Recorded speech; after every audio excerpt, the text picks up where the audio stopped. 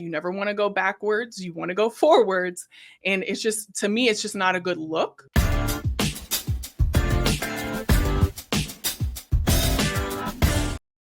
Welcome to We Need to Talk Now. I am Alicia J, and this is Ashley Nicole Moss, and this is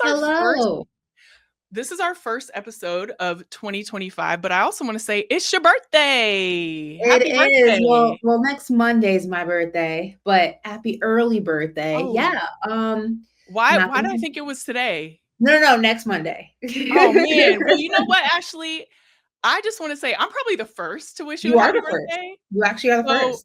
Listen, birthday week, birthday month, I celebrate all of it. So I'm a Capricorn. We celebrate all year, all month. It's what we do. My mom's like, your birthday's one day. No, I'm a Capricorn. It's all month long. Thank you very much. Yeah, but our first show of 2025. I can't believe we're saying that 2025. It's unreal. But just like we ended 2024, there's a lot of sports to get into. We have a lot of stuff to get into on today's show. But before we do that, we just need to do some housekeeping. You know, it's the first time we're doing this year. We wanted to remind you to lock in with us on all of our social media channels. We're on Insta, we're on TikTok, we're on Blue Sky, we're on X/Twitter. We're on everything and anything. We are also on YouTube. So make sure you are subscribed. Make sure you have those notifications turned all the way up. Because if you thought women's sports was coming to an end, you are mistaken. But if you are someone who needs their hands free, we get it, we got it, and we got you covered. Scan this QR code right here, and we will pop up wherever you get your pods. We're on Apple, we're on Spotify, so there's no excuse to not be tapped in with us right here at We Need to Talk Now.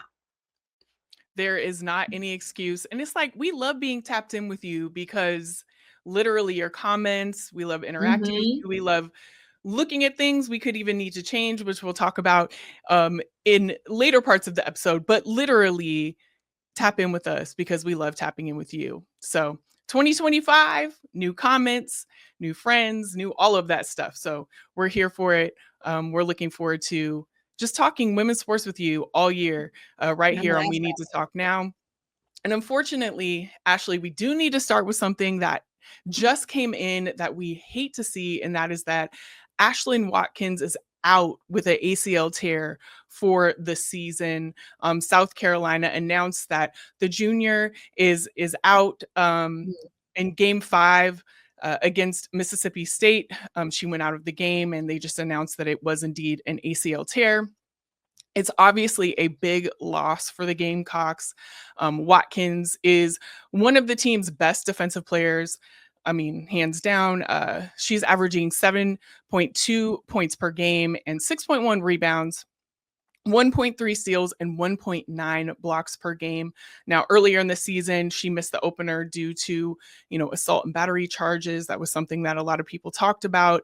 With those charges eventually being dismissed, in South Carolina, you never want to see an injury like this at all. But it's also important to note that they're heading into the toughest stretch of their season right now, with 3 top 10 teams in their next 6 matchups, with 2 other opponents that are in the top 25. So, Ashley, with this news, what do you think it means for the season for the Gamecocks? It's a big deal, right? You lose such a big part of your defense, your defensive anchor, if you will. And now it's up to Dawn Staley as a coach to figure out how to work around that. And it's also up to the team to figure out how to adjust to her absence. When you have such a huge part of your defense or your offense, depending on the player, or both, depending on if they're more of, a two-way type of player, it's an adjustment because you rely on them to do so many different things at so many different points and aspects of the game, in the game. So it's going to be an adjustment period. And again, like you said, heading into their toughest stretch so far this season, it's not like there's a lot of time and wiggle room to adjust to her absence. Sometimes when you lose a player and you're facing teams or a team upcoming, and not to say weaker opponent, but there's tiers of teams and things like that. It makes the transition a little bit easier, and you have a little bit more room to figure out how to adjust. There's no room. It's just kind of like taking a baby and throwing it in the deep end and saying, you got to swim. So Um, it's a huge adjustment for them, definitely. Definitely a huge adjustment. You hate to see it for anybody, any Yeah, team. They've incredible definitely injury. had Yeah, and they've definitely had some, other, I would say a lot of injuries on their team that they've had to adjust to, this Mm, season as well. This is obviously a huge adjustment. I do know that, with Don Staley as the coach, I wouldn't look at it. It's obviously a big blow to their team, but I wouldn't look at it as catastrophic because she definitely knows the players that she has. She's mhm, sure that they're ready despite the circumstances, and yes, they will have a lot of adjustments to do, but I can see, with Don Staley, that they will be okay this season.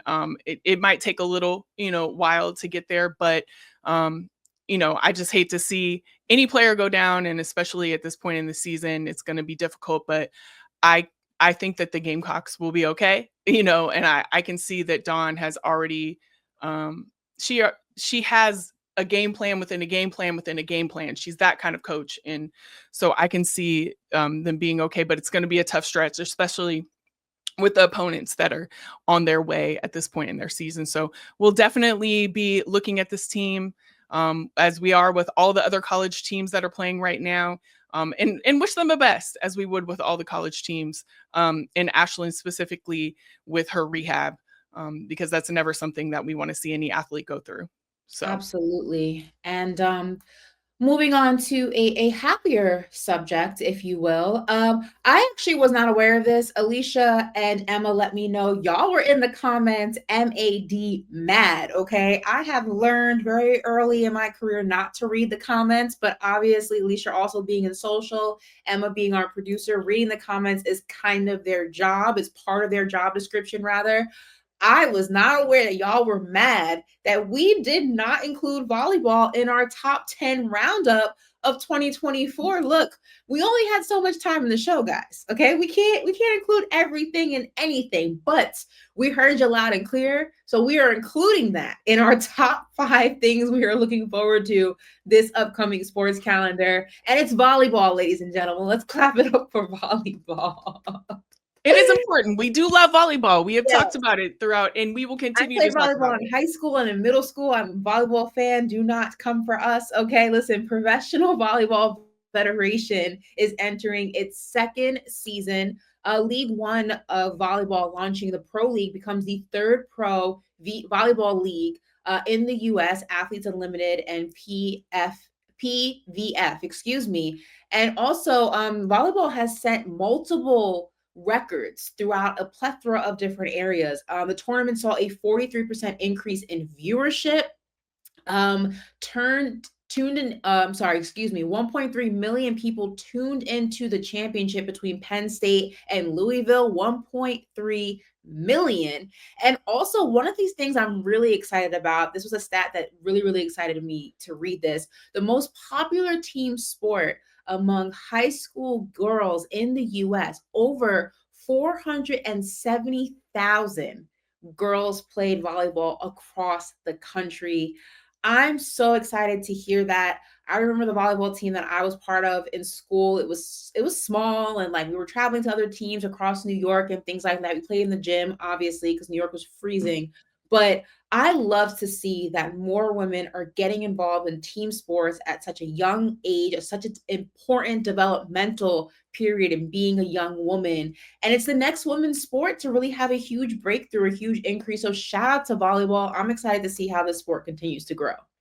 I'm excited too. I will say it's one of the sports that I wish I would have played. I know you did, You Ashley, would have been great but at I volleyball. know I started sports so late. I started Oh, really, really playing basketball in the ninth grade, and it was like if I wanted a scholarship, I had to really focus on one.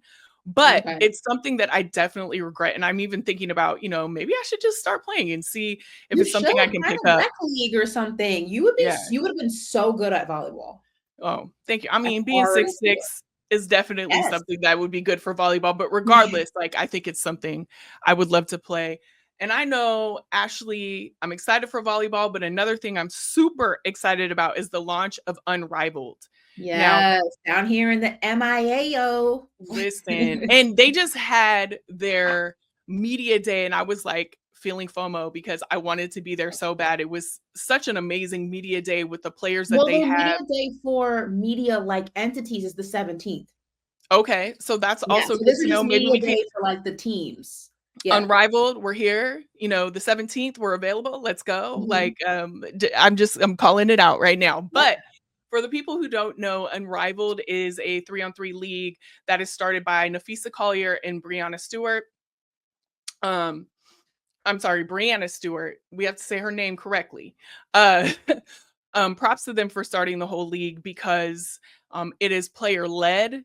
The salaries, they average 242K, which is uh, phenomenal, especially in the off season of the WNBA, to give that opportunity for players to stay and really have a salary that is obviously high and good and competitive, and so that they won't have to go play overseas. The investors in Unrivaled are unmatched. You have Juju Watkins, which is amazing, having a college player be an investor in a league like this. Dawn Staley, we just talked about her a little bit earlier.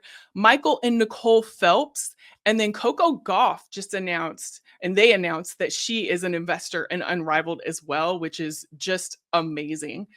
There are 6 teams with five players each, and you have the top talent from the W. So, I mean, you have Sabrina, you got Aaliyah Boston, you know, the list goes on and on. It's just going to be so amazing to watch.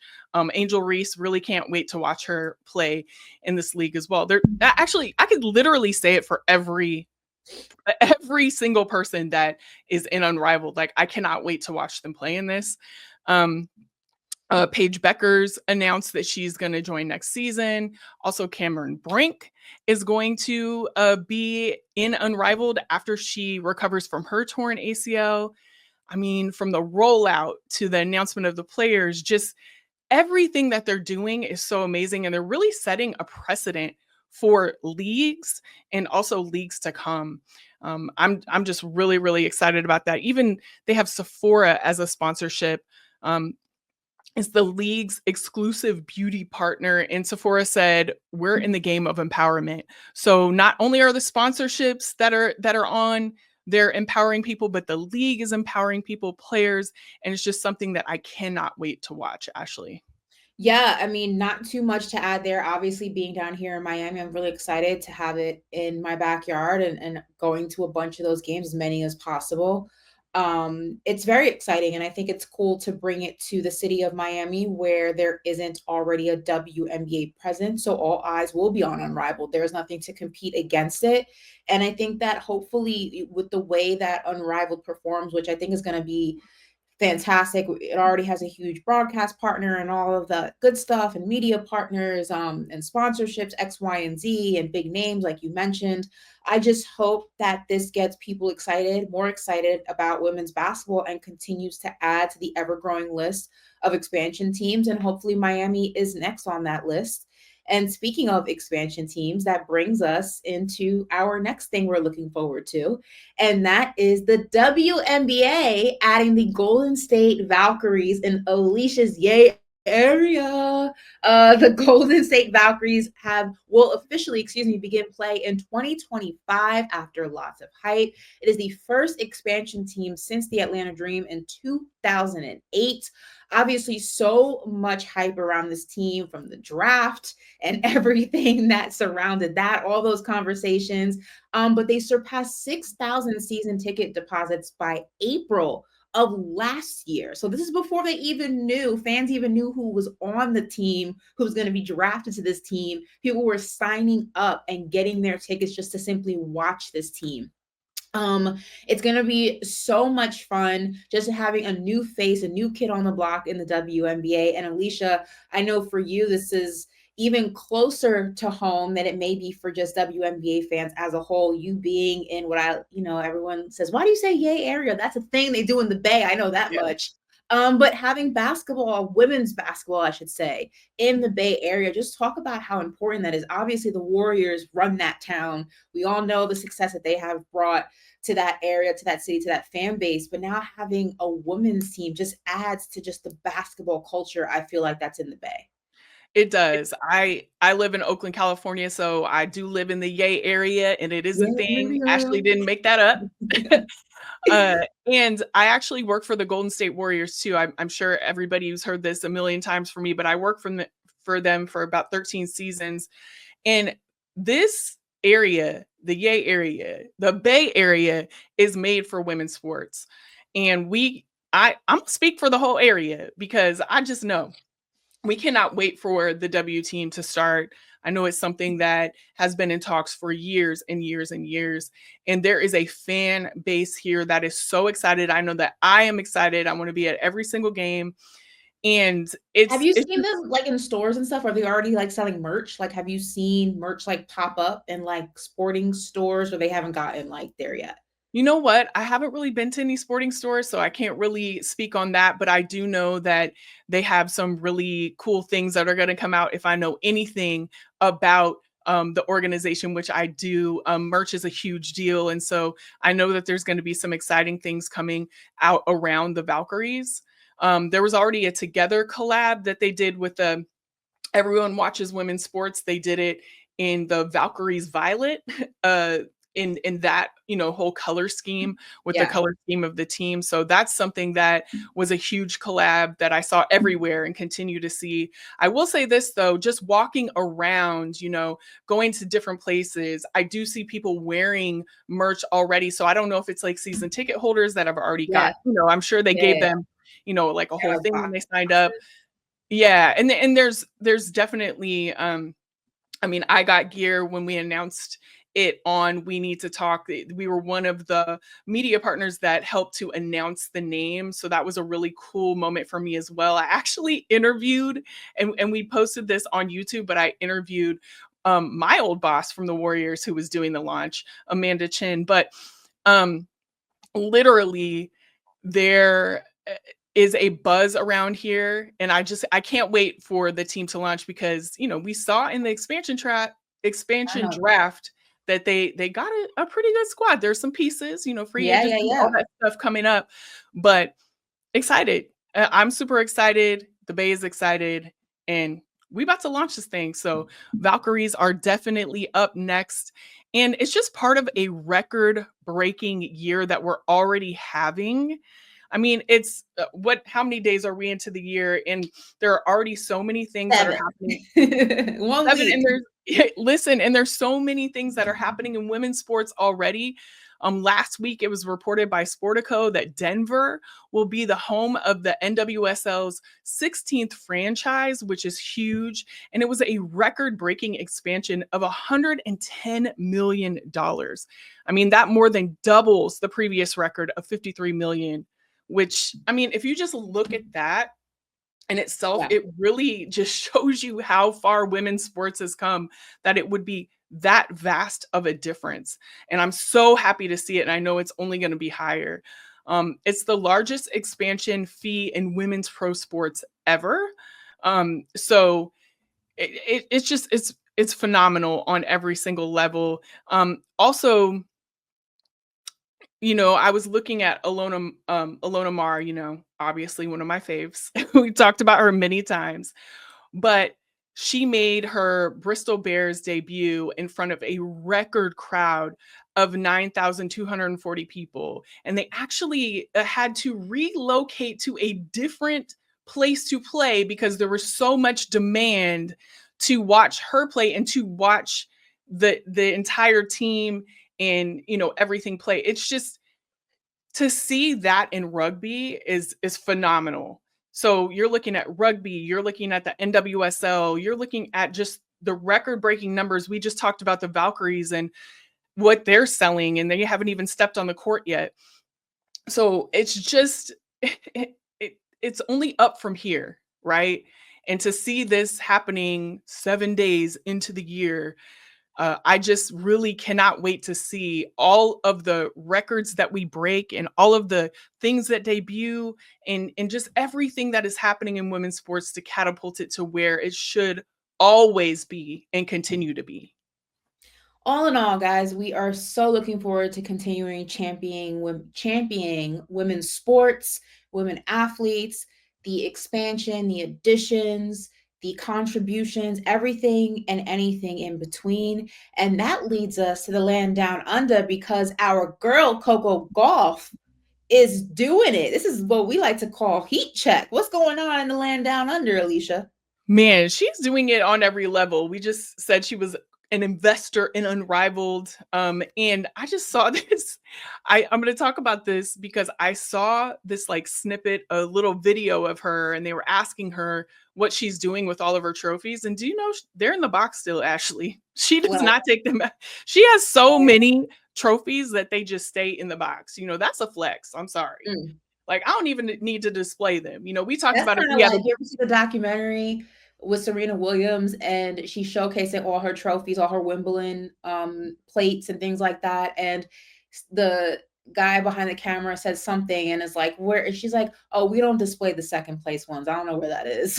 yeah, She had a shelf, she had shelves full of just first place ones. She didn't even know where the other one was. Flex.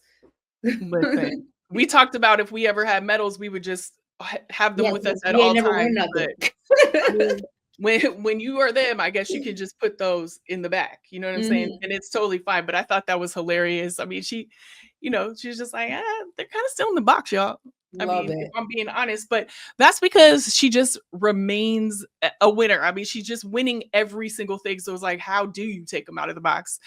But she helped us to a United Cup win with resounding victory over Iga Swiatek, 6-4 and 6-4. It's the third career win over the world number 2 and 5-time Grand Slam champ, and now has 2 match wins in a row against Swiatek. So after beating her in the WTA finals last season. So she's out here winning on every level. Perfect record in singles and doubles last week. And she said afterwards, and we have this quote, I have the belief that I'm one of the best players in the world. When I play good tennis, it's hard for me to be beat. And I know that's right. Say it with your chest. You know what I'm saying? It's hard. It's hard for me. So as we go into the Australian Open, last year's Australian Open, Aryna Sabalenka won her second straight Australian Open. So Gauff had reached her first Australian Open semifinal last year, where she lost to Sabalenka. Sabalenka, meanwhile, is looking to become the first woman to win 3 consecutive Australian Open titles since Martina Hingis from 1997 to 1999. So definitely one to watch, because there's either going to be a lot of, it's going to be a lot of firsts no matter what, right? If you look at it, but it's going to be something to watch for sure. And I'm excited to see what Coco does in the Australian Open this year. Yeah, I mean, absolutely not much to add to all those accolades and everything that she has. And just say it, and I'll say it again. I've said it time and time again on this podcast. I just think it's great that this generation of young tennis players, young Black girls, have an opportunity to have someone like Coco Gauff in the sport of tennis, and Naomi Osaka as well. But we're talking about Coco right now, to just look up to, because I know how much that meant to me to have Serena and Venus. And, I didn't play tennis growing up, but just seeing them in a sport that was always predominantly white, for white elitists, if you will, people who had money and could get the equipment and get the tennis lessons and things like that. Seeing 2 Black girls with braids from Compton, being a young Black girl myself, coming from an inner city, coming from New York, and having dreams of being in the sports industry, which is a predominantly male industry at the time and still is. We're getting better. It just gives you a level of confidence regardless of what industry you want to crack into. And for a long time, as Serena was coming into the ending chapters of her career, as somebody who really believes in paving it forward, and for the next generation to have a group of women they can really look up to and really feel that empowerment that we felt with so many of our athletes, we were waiting for that, successor, if you will, to Serena. And this is not to say that Coco's the next Serena. She's Coco Gauff. There's only one Serena Williams, but to just have that presence, to be able to look, and turn on the US Open or the Australian Open or whatever the tennis tournament is, or just see her on commercials and see that she's there and that she's going to be here for a very long time, God willing, is just, it's a beautiful thing. And I'm very happy that this generation of young girls has her to look up to. And because like I said, we're very fortunate to have Serena and Venus to be such a huge part of our growing up and our upbringing when it came to the world of sports and women in sports. So Coco, keep killing it. We're rooting for you. We want to see you Always. win, as always. And speaking of win, Alicia, before we close out today's show, we're going to hit a trending topic that has been trending over the last couple of weeks, and that is all the recent hirings in the WNBA, particularly when it comes to the 8 head coaching vacancies in this offseason. All right, so 8 open positions in the offseason. 5 went to men, just 3 went to women, and one of those was from one WNBA team to another, Stephanie White. We spoke about this on the show. The Sparks, Fever, and Valkyries also all hired women. At the end of the 2022 season, 6 of the 12 head coaches in the WNBA were Black. 3 years later, that number, though, is down to 3, 2 of which are men. Now, conversely, and in a positive trend, there are now 3 Black GMs in the WNBA, all women and all former players. So it's trending in weird opposite directions. Now, obviously, there are going to be teams added in Portland and in Toronto in 2026. So that's going to add an additional 2 head coaching vacancies, GMs, front office, all of that stuff in the upcoming year and some change. What do you make of all the, the merry-go-round? Obviously, I don't have an issue with men coaching in the WNBA. I saw some people saying, why, we never see women in the NBA as being head coaches. They never get opportunities, which is true. I will say this, and I think that's something that NBA really needs to figure out how to change, because obviously I believe that Becky Hammon could have absolutely been an NBA coach. That's a different conversation. I don't have an issue with men coaching the WNBA if they're qualified. I do think, though, in a league that's predominantly Black, I do believe in a league that is women. I do believe that your head coaches should represent that, and not because I believe they're more qualified or whatever the case may be. If the credentials are the same when it comes to coaching experience, I just think that there are certain things that women, and this is no knock when it comes to men and men, when it comes to coach and player relationship. Being a woman is a lot more multifaceted, multidimensional. You deal with motherhood, you deal with different biological and just anatomy issues. There's just a lot of things that women have to balance that men don't have to worry about. And we spoke about this when we talked about, the maternity rights and having daycares at WNBA facilities and things like that. And I think that it takes a woman to really understand a woman's perspective and burden when it comes to those things. So again, I'm not saying men don't belong in the WNBA. I want to make that very clear, but I would like to see the representation of head coaches represent the league in which they're coaching in when it comes to certain things. That's all I'm saying.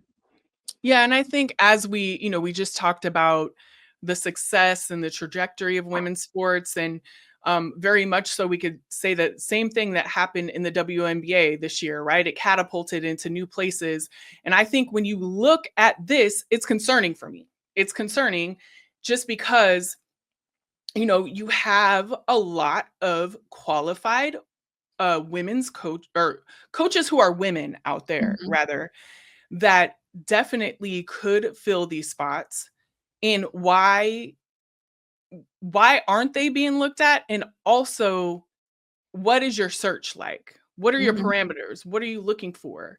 I don't know. I just think that there needs to be an overall kind of like look at like what the pipeline is of getting new coaches into the WNBA.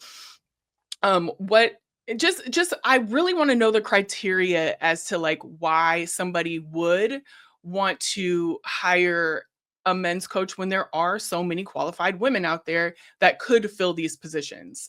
I personally think that the Valkyries got it right. Natalie Nakase, being the first Asian American woman to lead a WNBA franchise. She's more than qualified, right, with her Mhm. background.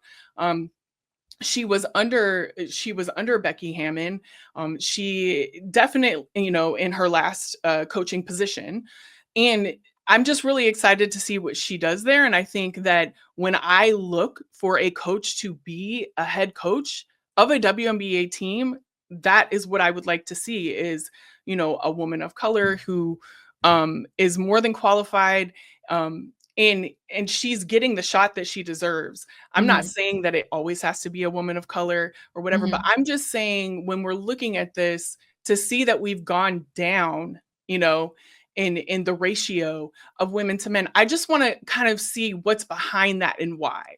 And And I and and if I know people are gonna try to, like, flip this, manipulate it, and saying, "Well, you want women coaches in the NBA, then why can't we have" Again, nobody is saying that there shouldn't be crossover because I no, absolutely think that there should be. But just like in the NBA, the coaching staff is going to always be indicative of the league in which they're coaching. You're never going to see women outnumber men head coaches in the NBA. You're just not going to see that. I do think that there are qualified women who could be coaches in the NBA, but just like in the WNBA, where I feel like there are qualified men who are and should be coaches in the WNBA, the league should also be indicative of the demographic in which they are coaching. So those are two drastically, nobody's saying there should be no crossover. It's no. just that the coaching should represent the league. And like to your point, the fact that it's not ticking upward, but it's ticking downward makes you wonder, okay, so where is the disconnect? Because it's not like we've lost out on quality or qualifications of people who could fill these vacancies. So where is there a disconnect between quality and qualifications and what ultimately, and again, not saying that people who have filled these vacancies are not qualified, but they're not the only qualified. So I guess that's kind of like where the question is, and that's what we're discussing for people who are trying to flip this around. That's the conversation we're having. Right. And it like I'm never gonna say that there shouldn't be any men coaching in the WNBA. That I do not believe. But I do want to know what's behind all of the hires. I want to know, if you say that there isn't a pipeline of women to coach in the WNBA, which I believe to be false, but if you Mm-hmm. say that, well then why is that? Mm-hmm. you know, what is going on there? So I just think there needs to be some kind of look at that in a way. Mm-hmm. Also some cultivating of that if that's what you're saying. And also just some cause for concern in looking at this. Mm-hmm. Like I said, you never want to go backwards, you want to go forwards. And it's just, to me, it's just not a good look for the league and something that they should be looking at moving forward. I also do want to see, I want everyone who's in these head coaching positions to be successful. That will make a good league. That will make, obviously it better for the teams all around and just competition and everything, right?